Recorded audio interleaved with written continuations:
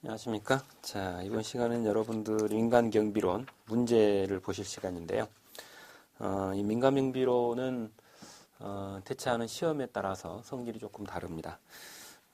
지금 이 경비지도사 1차 시험 과목을 기준으로 한다면 절대평가입니다. 그래서 60점 이상만 맞으시면 되는 그런 과목이고요.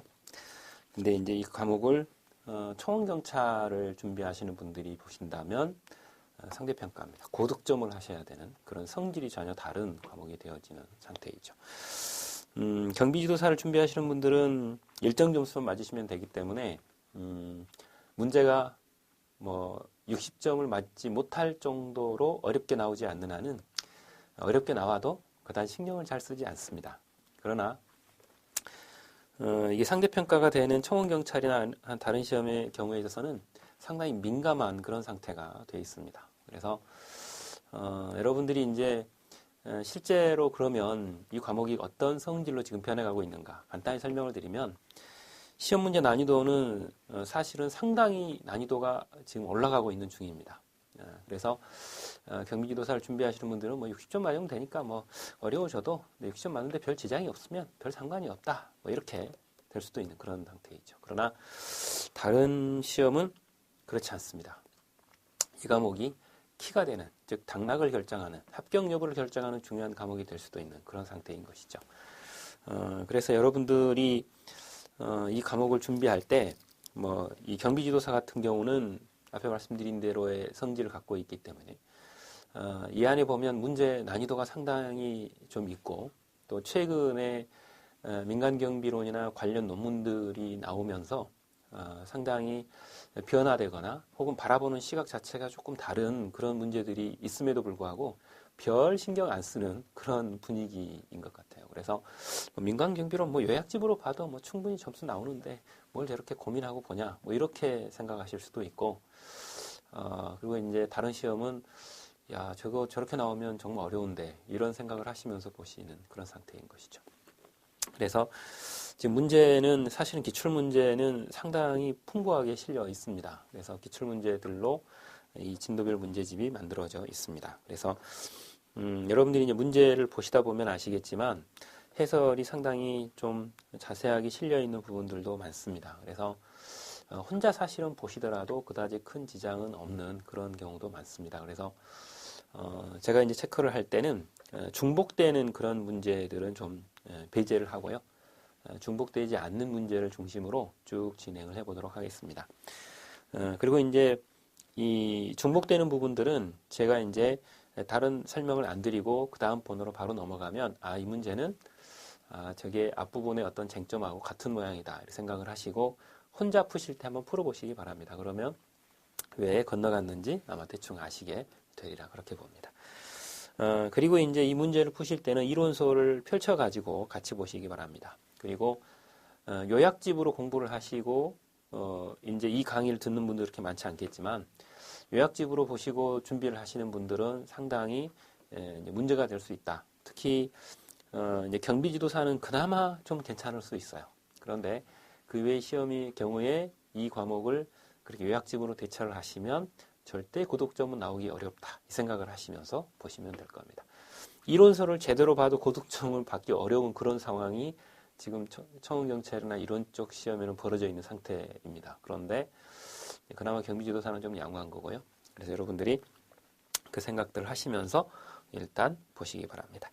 자, 그러면 챕터 1번부터 들어가죠. 이제 1편이 이제 민간경비론 총론입니다. 총론이고 챕터 1이 민간경비의 의의입니다. 거기서 이제 문제가 들어가죠.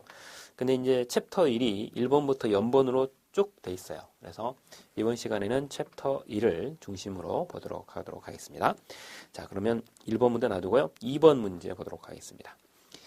2번 문제를 보면 다음 설명 중 틀린 걸 고르는 문제이고요. 정답은 4번입니다. 경비의 3대 요소 혹은 이제 3대 주요 기능이라고 하는 것은 방범, 방제, 방화입니다. 방범은 범죄를 예방하는 것, 방제는 재해를 예방하는 것, 방화는 화재를 예방하는 것을 가리키는 말입니다. 그렇기 때문에 2번의 정답은 4번입니다. 방수가 아닙니다. 이번에 1번 설문을 보시면 환경 설계를 통한 범죄 예방입니다. CPTD라고 하는 것은 물리적 환경을 개선함으로써 범죄를 억제하고 주민의 불안감을 해소하는 제도를 가리키는 말입니다. 이거는 말 그대로 이제 도시의 설계를 할 때부터 범죄를 예방할 수 있는 설계를 하자. 그래서 주민들의 삶의 질을 이제 범죄로부터 좀 이렇게 거리를 두게 해서 삶의 질을 향상시켜 보자. 그런 이론입니다. 2번은 한국 민간 경비의 역사에 관련된 문제입니다. 고구려 시대의 경비 제도는 대모달과 말객이 있습니다. 그렇죠? 3번 기계경비업의 설립 시의 자본금은 1억 원 이상입니다. 그렇죠? 이제 특수경비만 3억 원 이상이고 나머지는 1억 원입니다. 그래서 2번의 정답은 4번이 됩니다. 이 문제는 문제를 약간 바꿨습니다. 어차피 경비업법이 지금 바뀌어 있는 상태이기 때문에 이번의 정답은 일단 4번이고요. 그 다음 3번 문제를 봅니다. 한국 민간경비와 천경찰의 특징인데 틀린 걸 고르는 문제입니다. 정답은 일단 2번입니다. 실질적 개념으로 민간경비는 경비업법에서 규정한 업무를 수행하는 활동을 의미한다라고 되어 있는데 이거는 이제 법적인 근거를 두고 민간경비 조직이 하는 일이기 때문에 결과적으로 형식적 개념인 것이지 실질적 개념이 아닙니다. 그래서 3번의 정답은 2번이 되는 것이죠.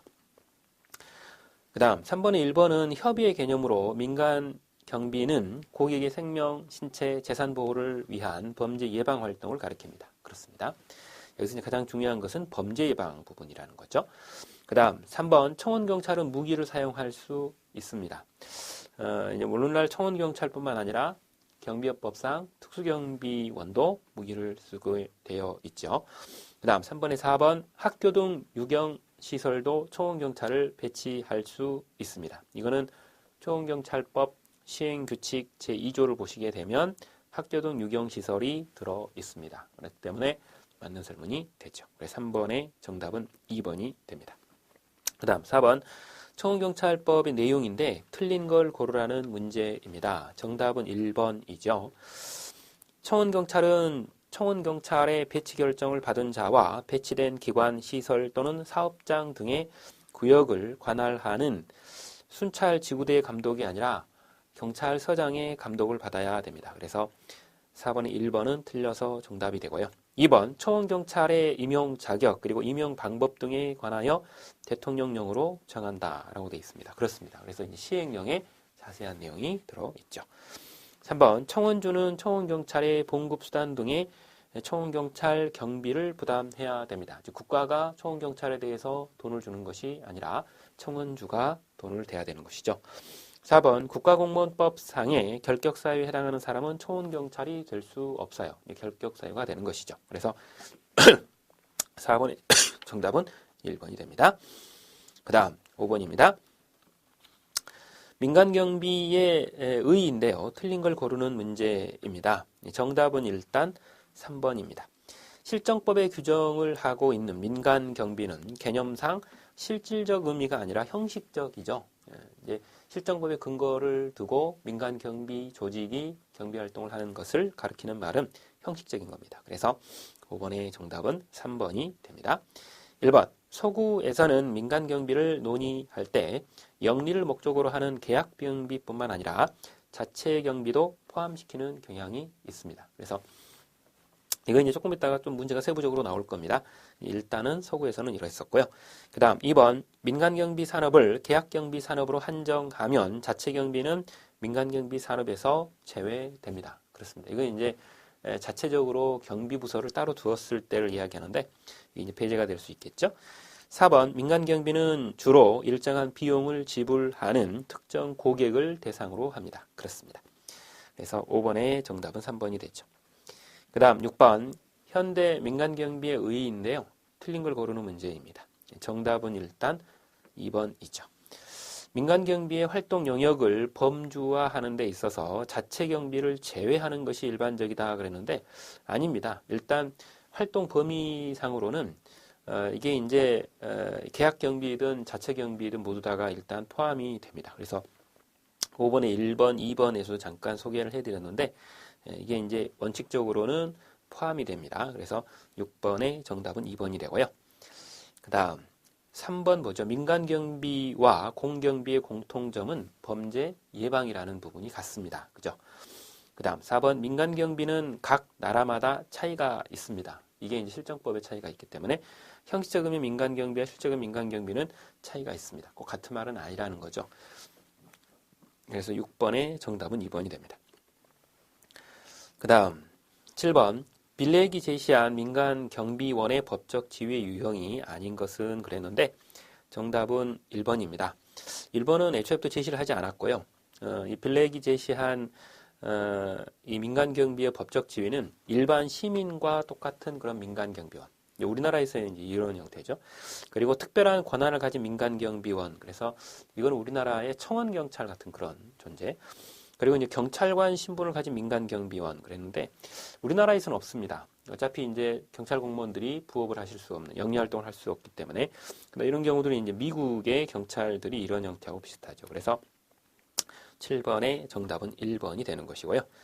그 다음 9번으로 가볼까요? 9번입니다. 자, 민간경비와 공경비의 관계에 대한 설명인데요. 틀린 걸 고르라는 문제입니다. 정답은 일단 3번이죠. 민간경비의 역할은 범죄 예방과 범죄 진압이고 공경비는 범죄 예방과 손실 예방이다 그랬는데 좌우가 바뀌었습니다. 그죠? 민간경비는 범죄 예방과 손실 예방이고 그리고 이제 공경비는 범죄 예방하고 범죄 진압, 즉 법집행을 가리키는 말이죠. 그래서 범죄가 발생되었을 때 범죄를 제지하고 범죄를 진압하고 범죄를 체포하고 수사를 하는 이런 형태들이 바로 공경비의 일이기 때문에 9번의 정답은 3번이 됩니다. 좌우가 바뀌었습니다.